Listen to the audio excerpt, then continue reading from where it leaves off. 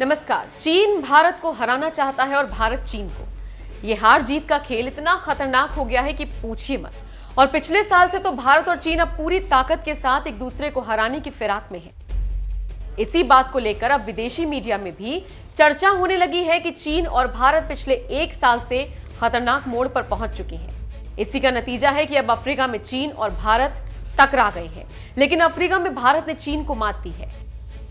जी हां, अफ्रीकी देशों से खिसकती अपनी जमीन को देखकर चीन और चीनी मीडिया बौखला गई है और भारत पर अनाप शनाप आरोप लगा रही है। लेकिन विदेशी मामलों के जानकारों की माने तो अफ्रीकी देशों में भारत चीन से निपटने के लिए एक अलग तरह की रणनीति बनाई गई है, जिसके तहत भारत एक एक करके अफ्रीकी देशों के समर्थन में आवाज बुलंद कर रहा है और अपने पाले में करने की कोशिश कर रहा है, जिसका नतीजा है कि अब उसका रिजल्ट आने लगा है और इसी बात से चीन डरने लगा है। अगर गरीब अफ्रीकी देशों से हमारे पांव उखड़ गए तो हमारा क्या होगा? भारतीय विदेश विभाग की माने तो चीन को अफ्रीका में कोई तवज्जो ही नहीं मिल रही है और भारत का सम्मान बढ़ गया है।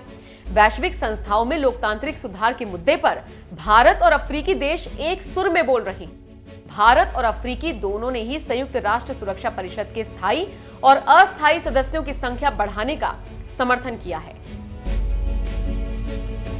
भारत इस इलाके में व्यापार संतुलन कायम करने की पूरी कोशिश कर चुका है। भारत ऊर्जा के अलावा इंफ्रास्ट्रक्चर के क्षेत्र में सहयोग के विस्तार की संभावना तलाश रहा है। एक रिपोर्ट के मुताबिक 30 अफ्रीकी देशों की जीडीपी से चीन का ट्रेड ज्यादा रहा है। पिछले साल अफ्रीका में चीन का व्यापार 200 अरब अमेरिकी डॉलर पर था। वहीं पिछले साल भारत का अफ्रीका से करीब 71.65 अरब डॉलर का व्यापार हुआ। यह अफ्रीका में चीन के व्यापार के आधे से भी कम है। भारत अन्य देशों के साथ मिलकर इस खाई को पाटने का प्रयास कर रहा है। भारत और रूस की कंपनियों ने ट्रांस कॉन्टिनेंटल इंफ्रास्ट्रक्चर को मजबूत बनाने के उद्देश्य से एक एमओयू पर हस्ताक्षर किए।